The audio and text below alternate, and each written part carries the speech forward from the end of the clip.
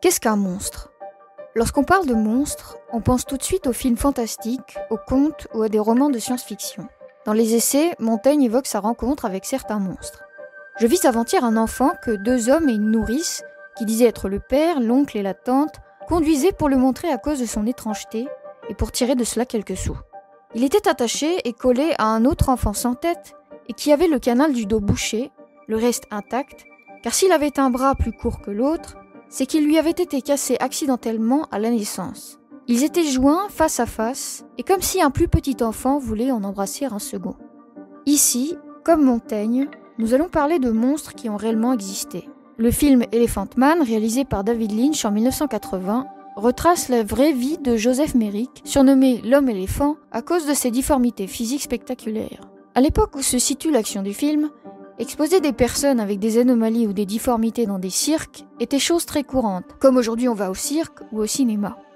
L'homme-éléphant a même un propriétaire du nom de Bites, qui ne le traite pas mieux qu'une bête. Le film se fonde sur les mémoires de Frederick Treves, le médecin qui le prit en charge pendant une période de sa vie. Il a évidemment une dimension biographique, Lynch cherche à rendre hommage à l'homme tel qu'il a été. Mais c'est aussi une réflexion esthétique et philosophique qui va nous aider à approfondir notre définition du monstre. Au début, David Lynch préfère montrer la curiosité humaine plutôt que l'homme-éléphant. Pendant le premier quart du film, il garde l'apparence du monstre caché, pour susciter du suspense évidemment, mais aussi et surtout pour montrer l'audience que son corps attire. Ce choix esthétique permet de mettre en avant un premier élément de définition du monstre. Le monstre a une apparence tellement anormale qu'on le montre du doigt, du latin monstrare. On l'exhibe comme une curiosité. Avant d'être un film sur un monstre, c'est un film sur le voir, et même sur le voyeurisme.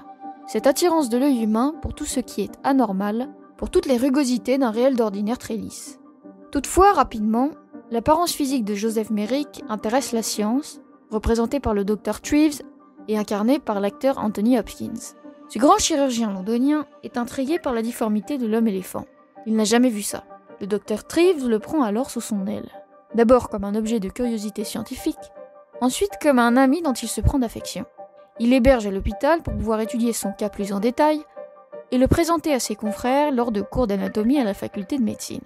Là, Joseph Merrick fait l'objet d'un autre type d'exhibition. Non plus une curiosité de badaud en quête de divertissement, mais une curiosité scientifique dont on peut se demander si elle est légitime ou non. Cela nous amène à un autre élément de définition du monstre. Le monstre n'est pas seulement celui qu'on montre, c'est, d'un point de vue scientifique, ce qui s'éloigne de la norme du vivant. Le monstre est un phénomène qui fait exception dans le fonctionnement normal de la vie. Le travail de Treves est d'objectiver cette anormalité, de se l'approprier intellectuellement. Il révèle qu'il peut y avoir 2 étapes dans l'approche d'un monstre. D'abord, l'étonnement, la surprise, voire le dégoût, qui sont des réactions purement émotionnelles et irréfléchies. C'est la première étape que ne dépassent pas les badauds venus pour le voir aux fêtes foraines. Puis, il y a le nécessaire mouvement d'appropriation intellectuelle. C'est le passage volontaire de l'étrangeté à la familiarité opéré par le scientifique. La curiosité scientifique n'est pas n'importe quelle curiosité. Elle est d'abord libido sciendi, désir de savoir. Elle veut assigner le phénomène qui étonne à des lois connues. Elle veut comprendre, c'est-à-dire embrasser par l'entendement. C'est pourquoi certains auteurs comme Montaigne se sont demandé, au fond, le monstre n'est-il pas seulement l'objet de notre ignorance ? Comme il écrit, « Les êtres que nous appelons monstres ne le sont pas pour Dieu, qui voit dans l'immensité de son ouvrage l'infinité des formes qu'il y a englobées. Et il est à croire que cette forme, qui nous frappe d'étonnement, se rapporte et se rattache à quelque autre forme d'un même genre, inconnue de l'homme. Ce que l'homme voit fréquemment ne l'étonne pas, même s'il en ignore la cause. Mais si ce qu'il n'a jamais vu arrive, il pense que c'est un prodige. Nous appelons contre nature ce qui arrive contrairement à l'habitude. Il n'y a rien, quoi que ce puisse être, qui ne soit pas selon la nature. Que cette raison universelle et naturelle chasse de nous l'erreur et l'étonnement que la nouveauté nous apporte. Montaigne essaye ici de réduire l'étrangeté du monstre. Ce qui nous apparaît comme monstrueux ne nous apparaît monstrueux que parce qu'il contrevient à nos habitudes. C'est une illusion de croire que c'est la nature qui est déficiente, que la nature aurait commis avec le monstre une erreur ou une bévue. Ce n'est pas la nature qui fait défaut, c'est simplement notre entendement qui n'arrive pas à embrasser toutes les possibilités de la nature. Il n'empêche, Bien que nous soyons conscients que le monstre n'est pas hors de la nature, n'est pas proprement surnaturel comme un fantôme dans un film fantastique, il continue de susciter chez nous un inconfort. Le film de David Lynch nous invite à approfondir cet inconfort, et il le fait en instillant une deuxième question.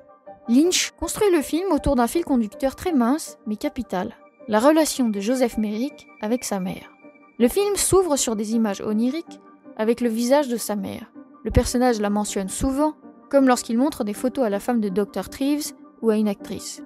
Or, sa mère avait non seulement une morphologie normale, mais aussi une remarquable finesse de traits.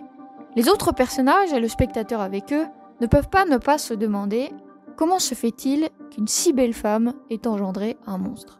Or, ce sentiment est précisément celui que le philosophe Canguilhem a mis en lumière à propos du monstre.